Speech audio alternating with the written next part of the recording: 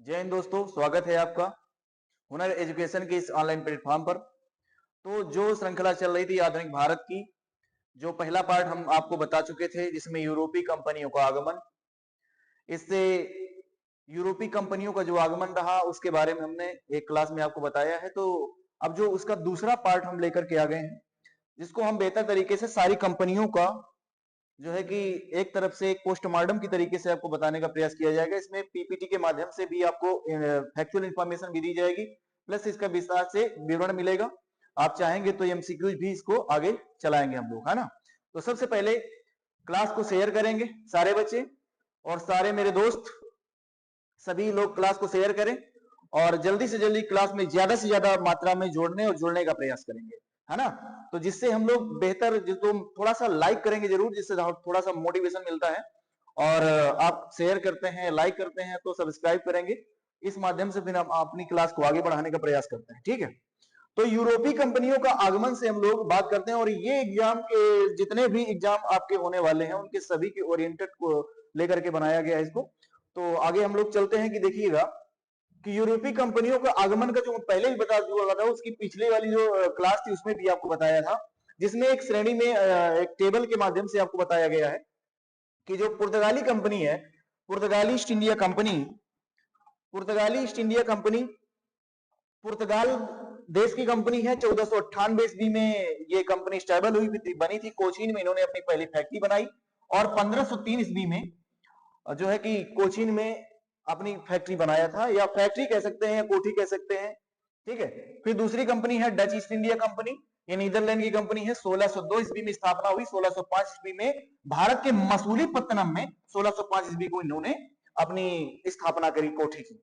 अगली कंपनी है अंग्रेजी ईस्ट इंडिया कंपनी, इंग्लैंड की कंपनी है। 1600 ईस्वी में, इसमें 1599 ईस्वी को इसकी फिलहाल स्थापना हुई थी लॉर्ड मेयर की अध्यक्षता में 80 लोगों की शेयर धारकों के माध्यम से। 1608 ईस्वी में अस्थायी रूप से सूरत में कंपनी बनाई, लेकिन 1612 और 1613 ईस्वी में है ये सूरत में स्थायी रूप से फैक्ट्री बनाया हुआ था। अगली है Danish east India company, Denmark की कंपनी है। 1616 ईस्वी में स्थापना हुई इसकी। 1620 ईस्वी में ट्रंकेवार में अपनी जो है कि फैक्ट्री इन्होंने खोला था। फ्रांसीसी ईस्ट इंडिया कंपनी देखेंगे हम लोग, फ्रांस की कंपनी है। 1664 ईस्वी में स्थापना होती है। सूरत में सबसे पहले इन्होंने अपनी फैक्ट्री स्थापित किया है।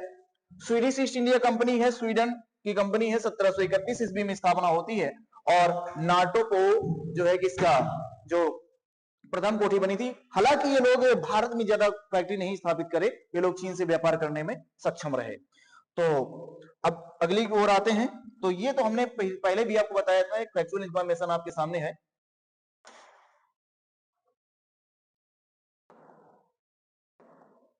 आगे देखेंगे कि महत्वपूर्ण समुद्री खोजें, इससे भी प्रश्न बड़े इंपॉर्टेंट बन जाते हैं कि वास्को डी गामा जो है, इसने कहां की खोज किया, ये कहां का रहने वाला है। खोजा गया समुद्री मार्ग। वास्को डी गामा ने किसको खोजा भाई? वास्को डी गामा जो खोज करता है वह किसकी खोज करता है, देखेंगे। वास्को डी गामा यूरोप से भारत की खोज किया, केप ऑफ गुड होप से होते हुए उत्तम द्वीप, जिसको बताया हमने, पुर्तगाल का रहने वाला, 1498 ईस्वी में वर्ष में आया हुआ था। कोलंबस, जिसका नाम है क्रिस्टोफर कोलंबस, ये पश्चिमी मार्ग से भारत अमेरिका की खोज किया इसने। ईस्ट इंडीज इसका नाम दिया था और इटली स्पेन की सेवा में सन 1492 ईस्वी को इसने खोजा हुआ था। कैप्टन जेम्स कुक है, प्रशांत महासागर और ऑस्ट्रेलिया न्यूजीलैंड की खोज करता है, इंग्लैंड का रहने वाला है। 1764 से 1789 ईस्वी में 79 ईस्वी तक इसने जो है कि खोजा। और एबल तस्मान जो है वो ऑस्ट्रेलिया और तस्मानिया की खोज करता है, नीदरलैंड का निवासी है। 1642 से 1644 ईस्वी के बीच खोजा। Bartolomeu Dias Cape of Good Hope की खोज करता है, अफ्रीका, दक्षिण अफ्रीका का जो भाग थे, दक्षिण अफ्रीका का सबसे लास्टतम बिंदु कह सकते हैं, पुर्तगाल का रहने वाला है। 1488 ईस्वी में ये चला हुआ था और इसने बार्थोलोमा डियाज ने क्या किया, दक्षिण अफ्रीका की खोज के माध्यम से केप ऑफ गुड होप को खोजा था, ठीक है। अगले प्रश्न की ओर आते हैं। देखेंगे कि अगली स्लाइड हमें वास्को डी गामा जो है कि ये कितनी बार आया था, 3 बार भारत आया, 1498, 1502 और 1524। तो यही इसमें बताया गया है। देखेंगे हम लोग कि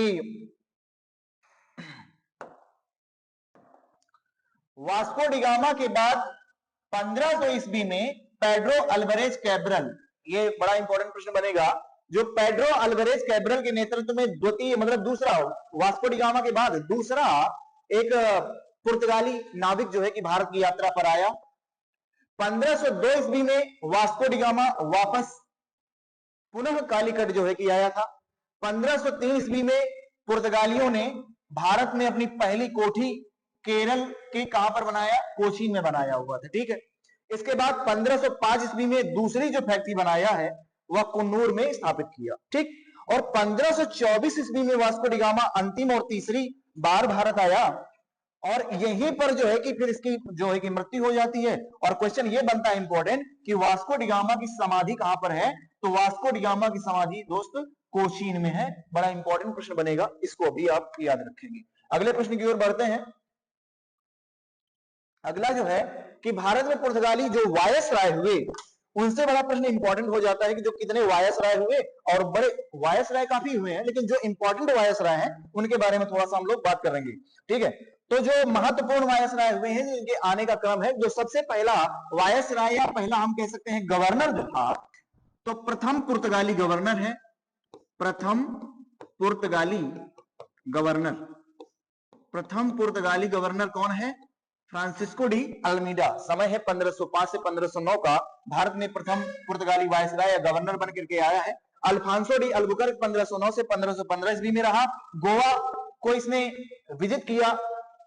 तो अल्बुकर्क जो है वह गोवा के जो राजा थे यूसुफ आदिल शाह से गोवा को विजिट करता है और वहां पर अपनी राजधानी को बनाता है। फिर इसके बाद नीनो डी कुन्हा आया, तीसरा गवर्नर, जो 1529 से 1538 तक रहा। इसके बीच में जो गवर्नर आए वो अस्थायी गवर्नर रहे, और कारण ये भी था कि यूरोप में धर्म युद्ध का कारण था, इसलिए वहां पर कोई स्थायी रूप से गवर्नर नहीं आया था। 1519 से 1529 तक याद रखेंगे। गोवा को राजधानी बनाता है कौन, पहले कोचीन राजधानी हुआ करती थी, लेकिन नीनो डी कुन्हा ने गोवा से कोचीन को अपने कार्यालय या राजधानी बनाता है, इस बात को याद रखेंगे। जाओल जी कास्त्रो ये 1545 से 1548 द्वीप की रक्षा पर सुदृढ़ीकरण और प्रशासन करने का काम करता है। वास्को डिगामा आपने देखा कि 1524 ईस्वी में समुद्री यात्री कुछ समय के लिए वायसराय रहा, और यह इसकी डेथ भी हो गई थी क्योंकि वायसराय भी बना था, और फिर डेथ होने के कारण ये मर गया और कोचीन में इसकी समाधि बन गई थी, ठीक है। अगले प्रश्न की ओर आते हैं। तो अब इसमें सबसे पहला पुर्तगाली जो गवर्नर है उसके बारे में थोड़ा सा दिया गया है कि उसने क्या क्या इंपॉर्टेंस उसकी, और उसने क्या महत्वपूर्ण काम किए हैं। तो फ्रांसिस्को डी अल्मीडा या अल्मीडा भारत का प्रथम पुर्तगाली गवर्नर था, ये बात आपको पता है। इसका समय 1505 से 1509 का है। अल्मीडा का मुख्य कार्य जो आप देखेंगे, पुर्तगाली व्यापार को हिंद महासागर में बढ़ाना था, हिंद महासागर में इसको बढ़ाया इसने, और ब्लू वाटर पॉलिसी को लॉन्च किया है, लागू किया, ब्लू वाटर पॉलिसी, ठीक है। चौल का युद्ध इसी के समय होता है, इसे चौल या चावल के युद्ध कहा जाता है, 1508 ईस्वी में हुआ। अल्मीडा और उसके पुत्र के द्वारा यह युद्ध, मतलब एक तरफ था अल्मीडा और उसका पुत्र, और तीसरी तरफ की संयुक्त दल की सेना मिस्र इसमें था।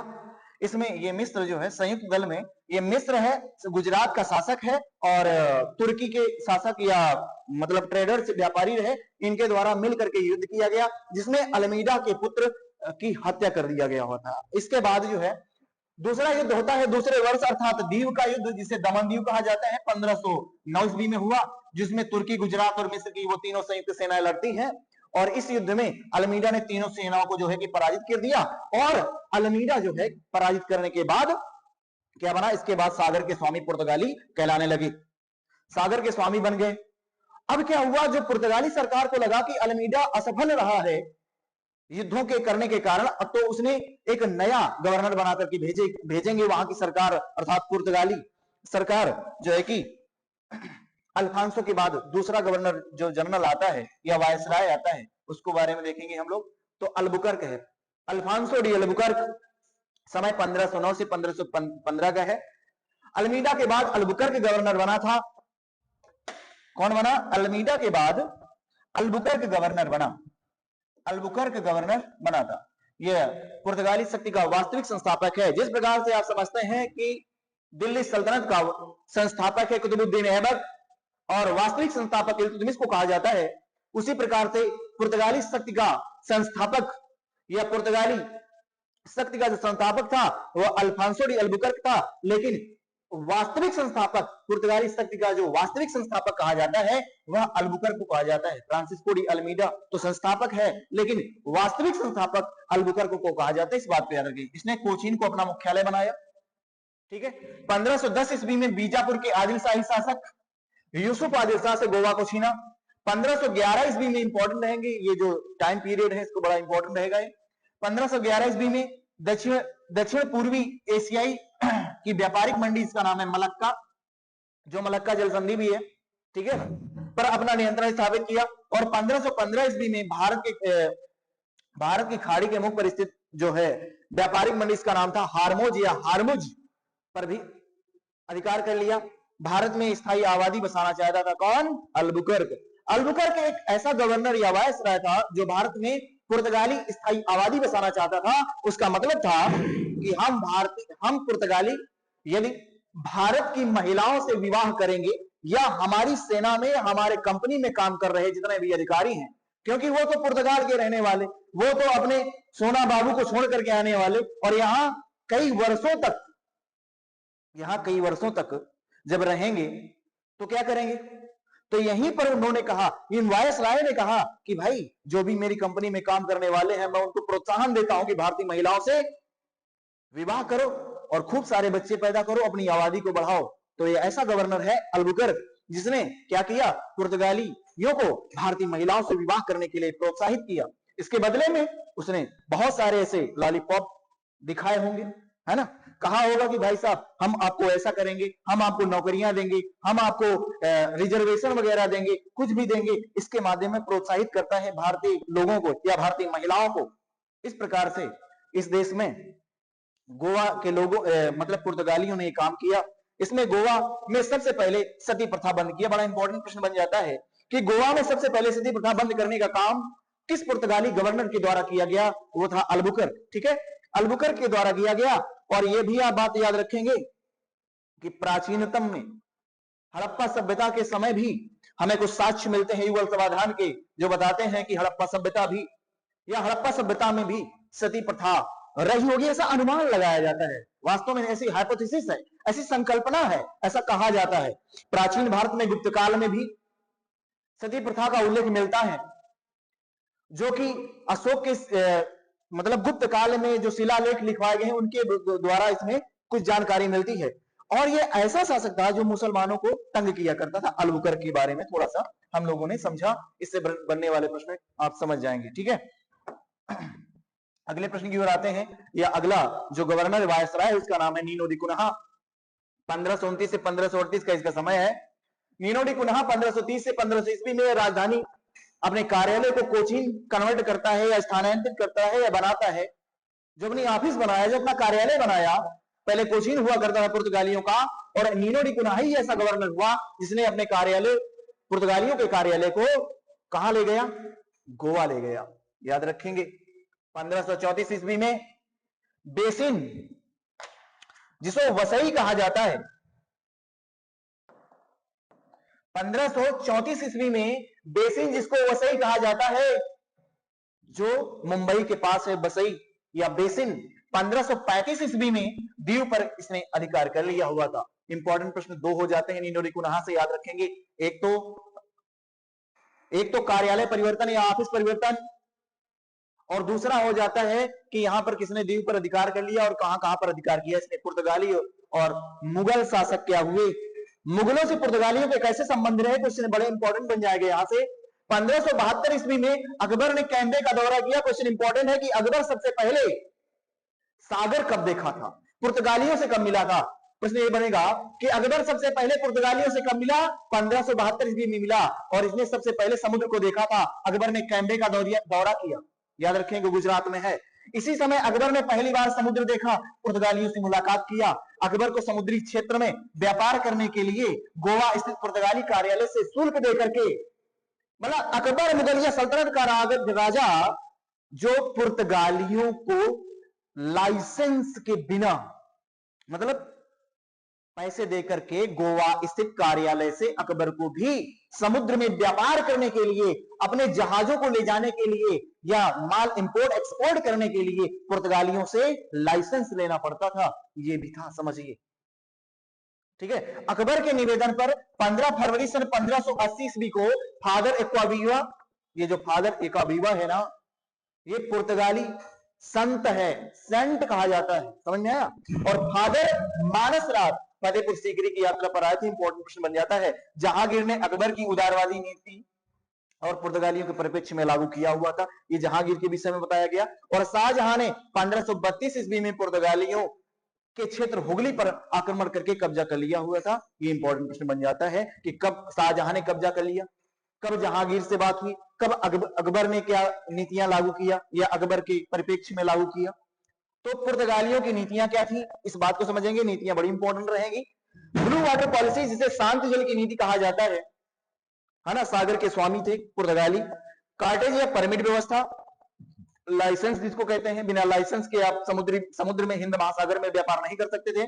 अर्थात कोई भी कंपनी या कोई भी देश की कंपनी हो या उनके व्यापारी हो, बिना पुर्तगालियों के, क्योंकि सागर के स्वामी थे उस समय, इसलिए व्यापार नहीं, लाइसेंस लेना पड़ता था। दूसरा, आर्मेडा व्यवस्था जो थी, इसमें नौसेना व्यवस्था थी। मतलब जो लाइसेंस धारी होते थे, अर्थात पुर्तगालियों से जो लाइसेंस लेते थे, उनकी रक्षा करने के लिए आर्मेडा व्यवस्था लागू किया था पुर्तगालियों के द्वारा।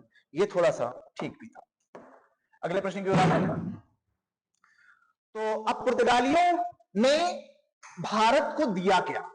ले तो बहुत सारा कुछ गए, लेकिन पुर्तगालियों ने भारत को दिया क्या है? पुर्तगालियों ने बहुत सारी गलत चीजें हम भारतीयों को दी। हम भोले भाले भारतीय, मतलब पुर्तगाली क्या करते थे, अपने सामान को लाते थे और ऐसे ऐसे रगड़ने और दबा लेते थे। ये थी खैनी, तंबाकू, है ना। तो इन्होंने क्या दिया है, पुर्तगालियों ने भारत में आलू भी दिया। देखिए जरा, जो आप आलू है ना, ये पुर्तगालियों की देन है। पुर्तगालियों ने भारत को आलू दिया, मटर दिया, तंबाकू दिया, मक्का, पॉपकॉर्न, जो मूवी में जाकर आप बैठ कर देखें थिएटर में, मक्का, पपीता भी दिया, बादाम दिया, काजू दिया और शकरकंद भी दिया है इन्होंने, मूंगफली भी दिया, टमाटर, लीची, संतरा, अल्फांसो आम की प्रजाति, जुबानी परेरा आम की प्रजाति, आवर लेडी आम की प्रजाति, ऐसी आम की प्रजातियां हैं, ये पुर्तगालियों ने दिया है। पुर्तगालियों ने गोवा में सर्वप्रथम छपाई खाना, जिसे प्रिंटिंग प्रेस कहा जाता है, इंपॉर्टेंट प्रश्न बनेगा कि 1556 ईस्वी में कहां पर लगाया? गोवा में। सबसे पहले पुर्तगालियों प्रिंटिंग प्रेस डाला हुआ था। पुर्तगालियों ने भारत में धर्म परिवर्तन को भी बढ़ावा दिया, ये भी बड़ा इंपॉर्टेंट प्रश्न बनेगा। 1560 ईस्वी में गोवा में ईसाई धर्म न्यायालय की स्थापना हुई, ये भी इंपॉर्टेंट प्रश्न बन जाएगा आपका। ईसाई धर्म भारत में 1542 ईस्वी में ईसाई धर्म का प्रचार करने के लिए सन 1542 ईस्वी में प्रसिद्ध ज्यूइश या प्रसिद्ध सेंट जो आया, उसका नाम था जेवियर। इंपॉर्टेंट होगा। पुर्तगालियों ने भारत में राजनीतिक संघर्ष और उपनिवेशवाद को बढ़ावा दिया। इन्हें संस्कृत के क्षेत्र में यूरोपीय वेशभूषा, पहनावा, संस्कृति जो दिया, कल्चर, संस्कृति के बारे में क्या बताते हैं इन्होंने? यूरोपीय वेशभूषा जो पहनावा है, मॉडर्न कल्चर जो दिया है, वो पुर्तगालियों के द्वारा दिया गया। पुर्तगालियों ने भारत में क्रुजेडो नामक सिक्का चलाया, बड़ा इंपॉर्टेंट है, सोने का सिक्का था क्रुजेडो, सोने का सिक्का चलाया है। किसके द्वारा चलाया गया? और ये जो गोथिक कला शैली है ना, भवन निर्माण की आप लोग देखते हैं ना, बहुत सारे घंटा घर बने होते हैं, चर्च बने होते हैं, उन्हें त्रिभुजाकार जो ऊपर का मेहराब होता है, वो होता है गोथिक कला शैली। याद रखेंगे, गोथिक कला शैली ये किसने दिया है? पुर्तगालियों की देन है। दोस्त, हम लोग एक कंपनी देख चुके हैं, वो पहले भी बता चुके थे, ये थोड़ा सा आगे का विस्तार था इसका, जो फैक्चुअल इंफॉर्मेशन के माध्यम से आपको बताना चाहता था। इसमें बात ये होती है कि जो इंफॉर्मेशन आपको दी गई है, इसके माध्यम से ज्यादा और एक फैक्चुअल इंफॉर्मेशन आपको मिल जाती है। बताने तो मैं वैसे भी बता सकता हूं आपको। अगली जो कंपनी आई भारत, तो मैं यह स्थापना हुई उसकी, वो डच ईस्ट इंडिया कंपनी है। डच, ये कौन थे? डच जो ईस्ट इंडिया कंपनी है, वो इसकी स्थापना डच ईस्ट इंडिया कंपनी की स्थापना कब हुई है? मार्च 1602 ईस्वी को डच संसद के द्वारा की गई। कब हुई? 1602 में स्थापना हुई। किसके द्वारा हुई? डच संसद द्वारा हुई। इसका मूल नाम क्या था? वारिंदे ओस्ट इंड से था। इसकी मूल राशि, कितनी मूल राशि से इसकी स्थापना हुई थी? 65 लाख गिल्डन डच की ये मुद्रा है। भारत में डच फैक्ट्री की स्थापना, तो कार्नेलिस द हस्तमान या कार्नेलिस द हाउटमैन पहला डच था। दक्षिण पूर्वी एशिया के सुमात्रा गया, ये आया, इसे मसाला द्वीप कहा था इसने। और मसाला व्यापार पहले और बाद में डचों ने वस्त्र व्यापार पर ध्यान दिया था। डचों ने भारत समेत दक्षिण पूर्वी एशियाई देशों में अनेक बस्तियां और व्यापारिक कोठियों की स्थापना किया। पुर्तगालियों और डचों में संघर्ष क्या हुआ? भारत में दबदबा स्थापित करने के लिए 1632 ईस्वी में पुर्तगालियों ने हुगली में सबसे पहले हटाया। फिर इसके बाद 1658 ईस्वी में श्रीलंका से पुर्तगालियों को हटाया। किसने? पुर्तगालियों, ठीक है ना, पुर्तगालियों को हटाया और तंजौर के पास स्थित नेगापट्टनम को पुर्तगालियों से छीन लिया था। ये डचों ने काम किया पुर्तगालियों को हराने के बाद। अगला, डचों और अंग्रेजों के बीच क्या संघर्ष? अभी हम डच और पुर्तगाली संघर्ष देख रहे थे और अब देख रहे हैं कि डच और अंग्रेजों के बीच क्या संघर्ष हुआ, क्या युद्ध हुआ। 17वीं शताब्दी में मसाले के व्यापार में डचों का एक अधिकार हो गया था, स्थापित कर लिया था। लेकिन डचों को जब व्यापार में अंग्रेजों से बढ़त मिलने लगी या अंग्रेजों ने आगे मतलब डचों से काम कर लिया, 17वीं शताब्दी के मध्य में हिंद महासागरीय क्षेत्रों में व्यापारिक प्रभुत्व और अंग्रेजों और डचों में संघर्ष प्रारंभ हो गया। सन 1600 इंपॉर्टेंट हो जाएगा कि 1672-74 ईस्वी के बीच में डचों और अंग्रेजों के बीच युद्ध हुए। और जो अंतिम युद्ध हुआ, जो बड़ा इंपॉर्टेंट युद्ध हो जाएगा कि डचों और अंग्रेजों के बीच में जो युद्ध हुआ, निर्णायक युद्ध हुआ, वह कौन था? यह होगा 1759 ईस्वी का वेदरा का युद्ध।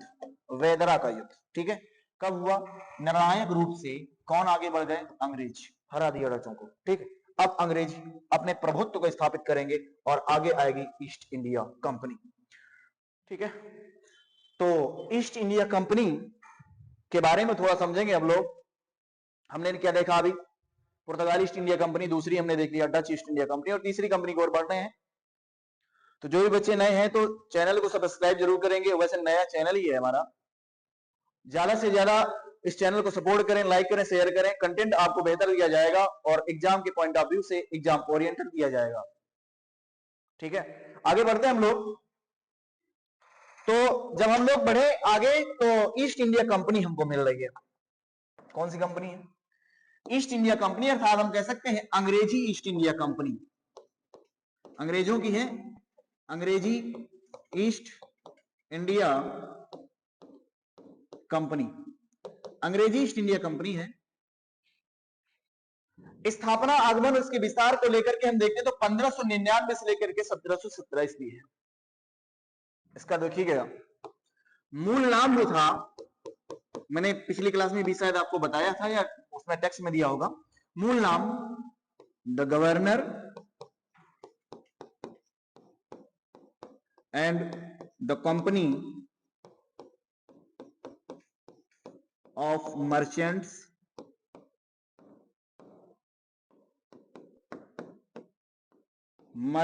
Of the London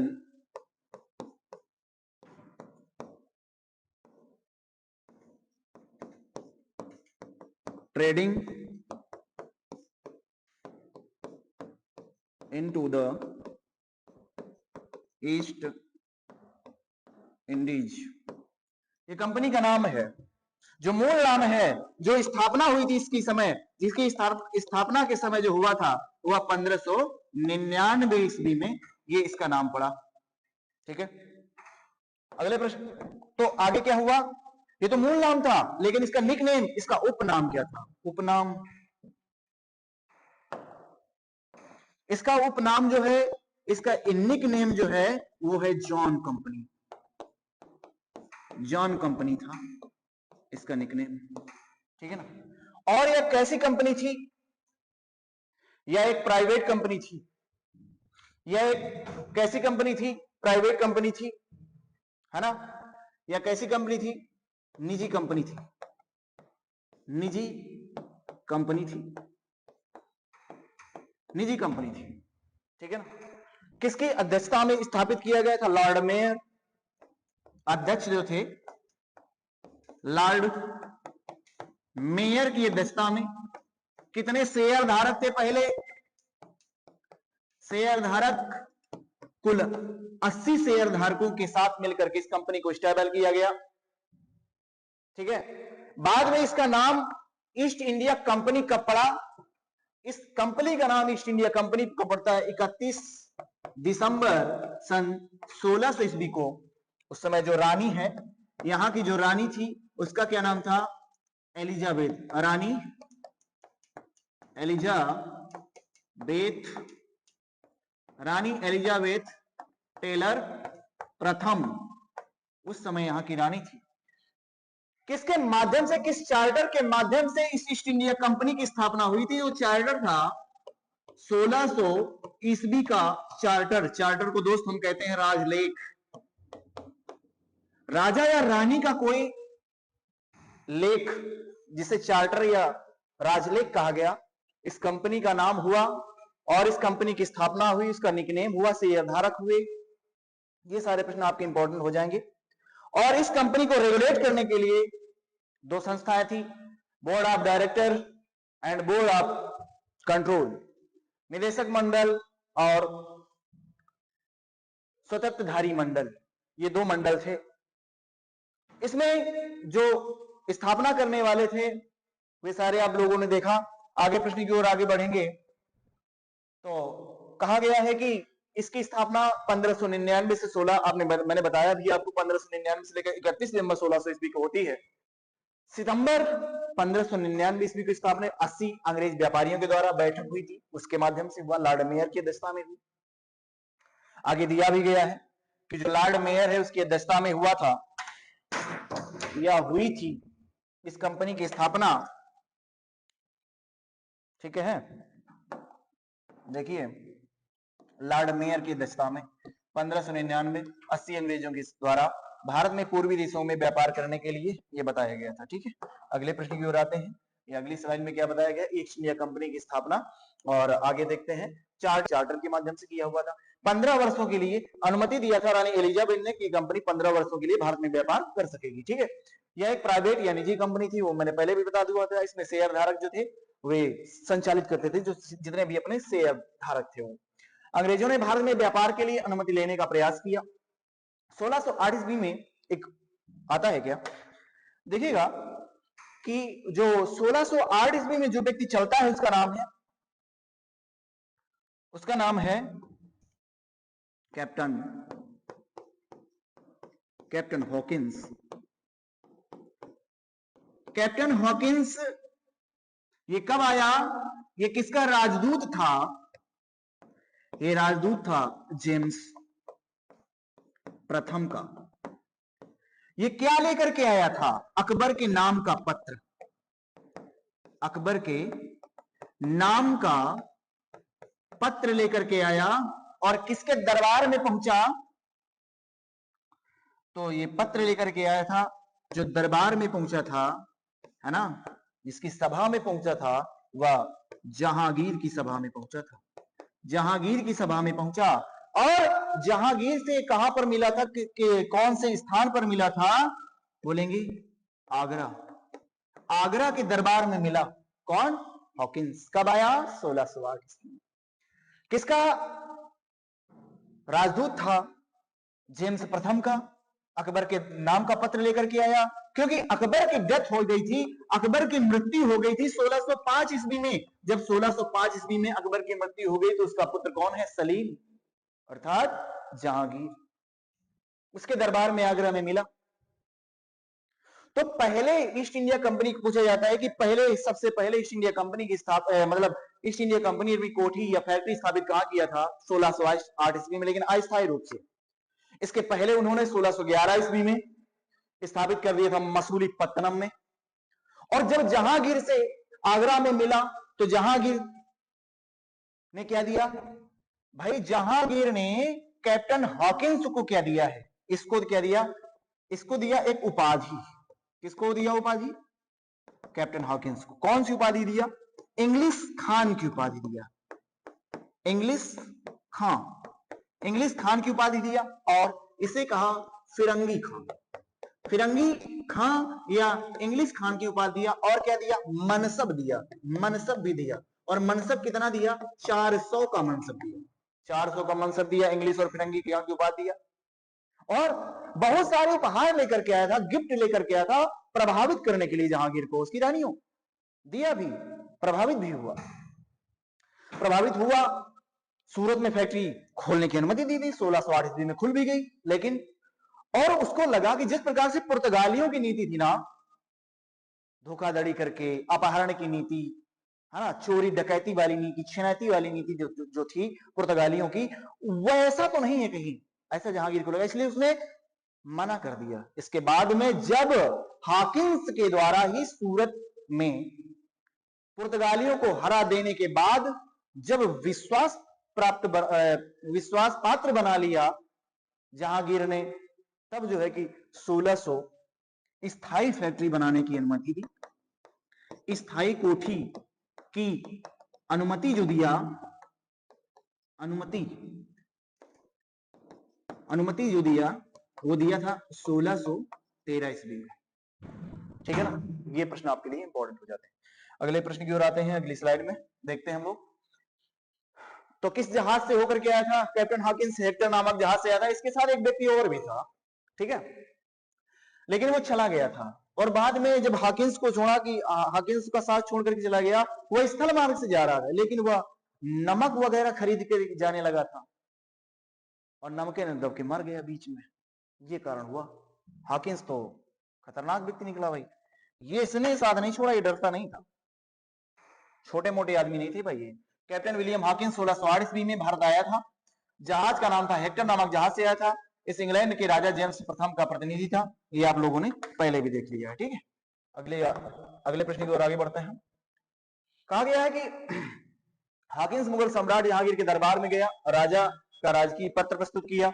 Jahangir Hawkins को 400 का मनसब दिया, वही उपाधि है इंग्लिश खान और फिरंगी खान की, जो मैंने बता दिया होगा था आपको। जहांगीर ने सूरत में भवन कोठी बनाने का आदेश दिया, बाद में सुविधा वापस भी ले लिया। हॉकिंस अंत में वापस लौट गया था। तो हॉकिंस कब आया, कब लौट गया, कब आया? 1508 ईस्वी में। कब लौटा? 1513 में। समझ में आया? चलिए आगे बढ़ते हैं। दूसरा व्यक्ति आता है, उसका नाम है, दूसरा राजदूत है ब्रिटेन इंग्लैंड से आता, उसका नाम है sir Thomas Roe. Thomas Roe 1615 ईस्वी में आया। सर टॉमस रो इसका नाम है, भारत आया है, इंग्लैंड का ये भी राजदूत है राजा का। उद्देश्य इसका मुगल दरबार में स्थायी व्यापार की अनुमति प्राप्त करना, इसका भी वही उद्देश्य था। इसने कंपनी का व्यापार बढ़ाने के लिए मदद किया। कैप्टन जो सर टॉमस रो है 1615 में आया और 1619 तक रहेगा, ये समय है, याद रखेंगे। शाहजहां के पुर्तगालियों के संबंध क्या थे? अच्छे नहीं थे। अंग्रेजों ने इस स्थिति का लाभ उठाया, कंपनी ने अपने व्यापार को तेजी बढ़ाया, ठीक है। अगले का मतलब कंपनी के व्यापार के अंदर फैक्ट्रियां कहां पर है? तो इन्होंने हुगली में स्थापित किया था, हुगली पश्चिम बंगाल में, ठीक है। हरपुरा भी पश्चिम बंगाल में है, कासिम बाजार भी पश्चिम बंगाल में है, उड़ीसा बालासोर और बॉम्बे तो बंबई में है। तो ये सारी चीजें इन्होंने फैक्ट्रियां अपनी स्थापित किया हुआ था। कहां कहां पर क्वेश्चन पूछा जाता है कि अंग्रेजों ने अपनी फैक्ट्रियां कहां पर स्थापित किया था, वो भी प्रश्न होंगे। अंग्रेज और कंपनी का क्या संबंध हुआ? 1688 ईस्वी में कंपनी व्यापारी चुंगी कर नहीं देने लगे थे। क्या हुआ था? जो अंग्रेज थे वो औरंगजेब को चुंगी कर, टोल टैक्स नहीं देने लगे थे 1688 ईस्वी में। परिणाम ये हुआ कि औरंगजेब ने कंपनी की सुविधाएं सारी बंद कर दी। बाद में ये हुआ कि ये जो अंग्रेज थे ना, ये बड़े कूटनीतिज्ञ थे, राजनीतिज्ञ थे, है ना, बड़े चतुर थे, बड़े चालाक थे। इन लोगों ने फिर से विश्वास प्राप्त कर लिया और बाद में संधि कर लिया, समझौता कर लिया। बाद में क्या होता है? फोर्ट विलियम, जो फोर्ट विलियम है 1698 1700 ईस्वी में, क्या हुआ कि 1698 में कंपनी को भूमि निजी, जो कंपनी को एक भूमि मिल गई, कौन सी? कलकत्ता की। कौन कौन सी? इसमें कहा जाता है कि जो फोर्ट विलियम बना वो कैसे बना? सूतानाथी एक जगह है पश्चिम बंगाल की, कलकत्ता इसको कोलकाता कहते हैं, गोविंदपुर, ये तीन जगह थी, तो तीन क्षेत्र थे। तीनों को मिलाकर के 1700 ईस्वी में, बड़ा इंपॉर्टेंट प्रश्न बनेगा, किलेबंद कोठी का निर्माण करा था, इसका नाम था फोर्ट विलियम। कौन कौन से? सूतानाथी, कलकत्ता और गोविंदपुर। इसे फोर्ट विलियम या फोर्ट विलियम कहा गया था, याद रखेंगे। अगले आते हैं तो गोलकुंडा और कंपनी। गोलकुंडा का राजस्व दक्षिण में है, दक्षिण भारत में गोलकुंडा है। तो गोलकुंडा और कंपनी 1611 1632 ईस्वी में, ये है कुली कुतुब शाह, यहां पर देख लेंगे, ये है थोड़ा सा कुली कुतुब शाह, यहां पर है कुली कुतुब शाह जो है ने मसूलीपट्टनम में फरमान दिया। क्या फरमान दिया? कि 1632 ईस्वी में अब्दुल्ला कुतुब शाह जो उसका लड़का है, स्वर्ण फरमान जारी कर दिया। उसने फरमान दिया, इसने फरमान जारी कर दिया। क्या हुआ कि केवल 50 पैगोड़ा देकर के व्यापार की अनुमति। 50 पैगोड़ा, पैगोड़ा का मतलब क्या होता है याद रखेंगे। पैगोड़ा का मतलब होता है वहां पर सोने का सिक्का। सोने का सिक्का मतलब 50 सोने के सिक्के दो और क्या ले जाओ, क्या ले जाओ, मसूली पत्तनम ले जाओ भाई साहब। ये स्वर्ण फरमान जारी कर दिया। तो भाई ले गए अंग्रेज। अब अंग्रेजों का देखो ये भी हो गया है। अगले प्रश्न की ओर आते हैं। कहा गया है कि फारूक सियर, ये तो लंपट मूर्ख कहा जाता है इस व्यक्ति को, फारूक सियर है ना, लंपट मूर्ख है फारूक सियर इसका नाम है। 1717 में और मद्रास 1649 ईस्वी में किया क्या है, एक व्यक्ति आया जिसका नाम था, और फारूक सियर था बीमार, इसको असाध्य रोग हो गया था। तो एक कैप्टन मिडल्टन है, ये अंग्रेजों का एक डॉक्टर है, वो व्यक्ति आया और इसका उपचार कर लिया। मतलब किसका, फारूक सियर का उपचार किया। ये उत्तर मुगलकालीन शासक है फारूक सियर, ठीक है।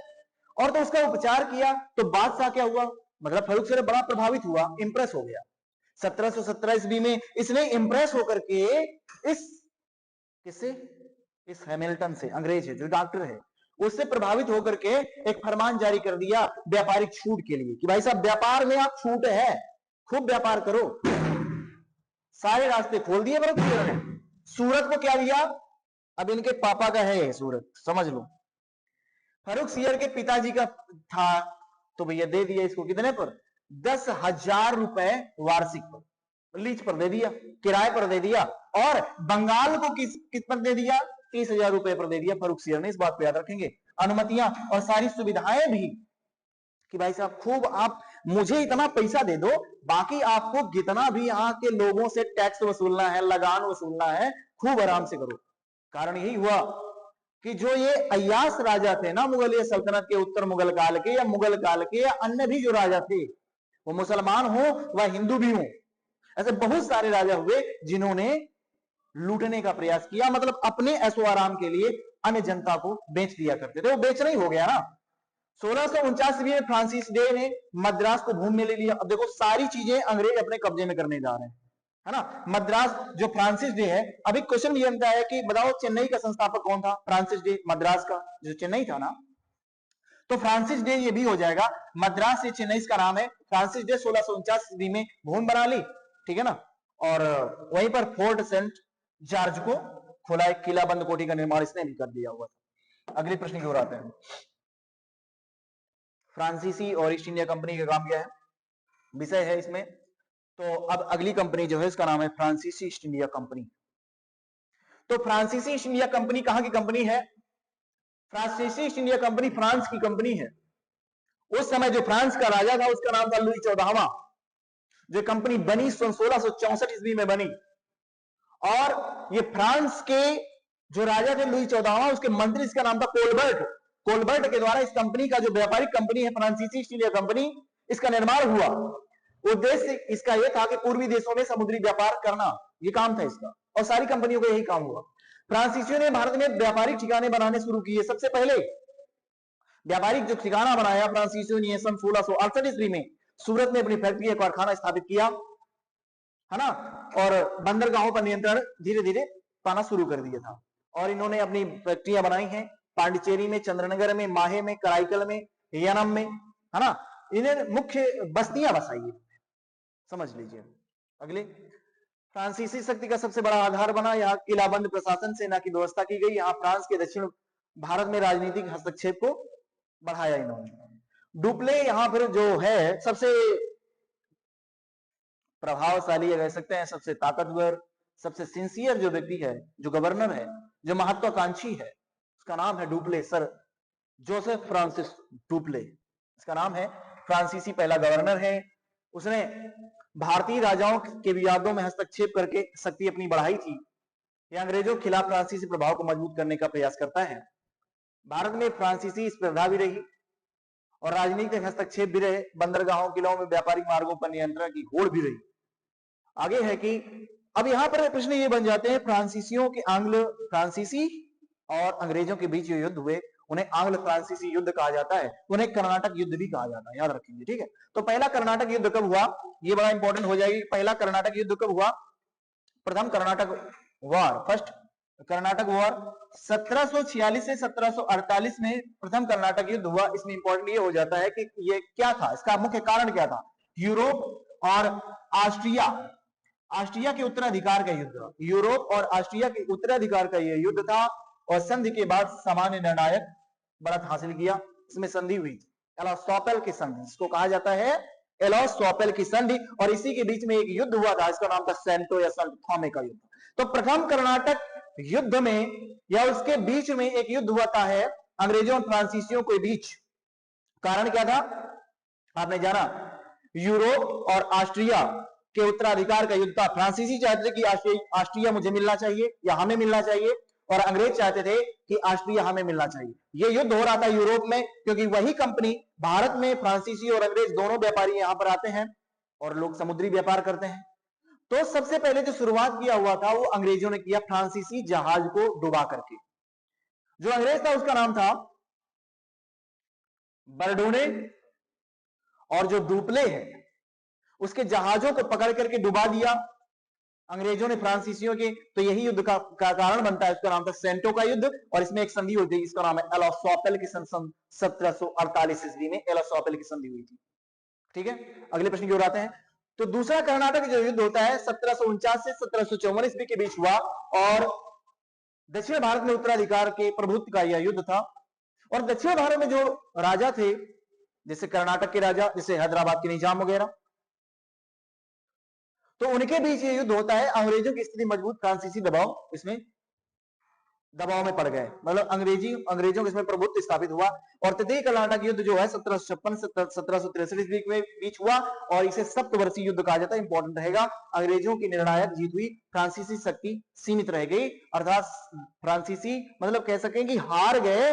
और क्या हुआ कि वह एक व्यापार तक ही निश्चित रह गए, राजनीति में कोई हिस्सा नहीं रहेगा। याद रखें, कर्नाटक युद्धों में भारत में अंग्रेजी फ्रांसीसी संघर्ष का निर्णायक रूप दिखता है। आगे प्रश्न की ओर आते हैं। अगला क्या है कि कर्नाटक युद्धों के परिणाम क्या हुए। अंततः दक्षिण भारत में अंग्रेजों का प्रभुत्व हो गया और फ्रांसीसी शक्ति सीमित होकर के मुख्यतः पांडिचेरी तक रह गई। तो आप याद रखेंगे कि फ्रांसीसियों की जो शक्तियां थी, अर्थात फ्रांसीसी कहां तक रह गए थे, उसको याद रखेंगे। तो दक्षिण भारत में फ्रांसीसियों का जो विस्तार था वो कुछ इस तरह से था कि इधर क्षेत्र होगा केरल, ये तमिलनाडु, इधर से आंध्रा। ठीक है, तो तमिलनाडु में फ्रांसीसियों की बस्ती होगी, माहे में होगी, तमिलनाडु में होगी और आंध्र प्रदेश में होगी। ये चार जगह है। इसका नाम था पांडिचेरी, बाद में इसका नाम पड़ता है पुदुचेरी। ठीक है, और केरल का सबसे छोटा जिला भी है, भारत का सबसे छोटा जिला है, इसका नाम है माहे। ये फ्रांसीसी बस्ती है। और ये है कराईकल, कराईकल, और ये है जो है कि पुदुचेरी, इसका नाम है पुदुचेरी। ठीक है, और ये इसका नाम है यनम, यनम जो कि आंध्र प्रदेश में है। इनको संयुक्त रूप से क्या कहा गया, यही थी फ्रांसीसियों की बस्तियां, कोठियां, यहीं तक सिर्फ सीमित रह पाए थे, बाकी सब अंग्रेजों से क्या गए थे, फ्रांसीसी हार गए थे। बाद में जब फ्रांसीसी चले गए तो वही ये क्या हुआ, फ्रांसीसी बस्तियां थी जो आगे चल कर यूनियन टेरिटरी बनाया गया। भारत को सन 1956 ईस्वी में यूनियन टेरिटरी बनता है, इसका नाम होता है पुदुचेरी। ठीक है, आगे चलते हैं हम लोग। तो यहीं तक था भाई। तो युद्ध भी हो गए, सारी कंपनियों के बारे में हमने देख भी लिया है। उम्मीद है कि ये क्लास बेहतर लगी होगी, या कैसी भी लगी आप कमेंट में बताएंगे, और ज्यादा से ज्यादा क्लास को शेयर करेंगे, सपोर्ट करेंगे मेरे दोस्त। अगली क्लास और भी इससे ज्यादा बेहतर हो, या और भी बेहतर ही क्लास लाने का प्रयास करूंगा जितना भी हो सकेगा, और एग्जाम ओरिएंटेड भी होगा। जैसी भी क्लास लगी बताएंगे, कमेंट करेंगे, लाइक करेंगे, सब्सक्राइब करेंगे और शेयर करेंगे। तब तक के लिए जय हिंद, जय भारत। मिलते हैं अगली क्लास में।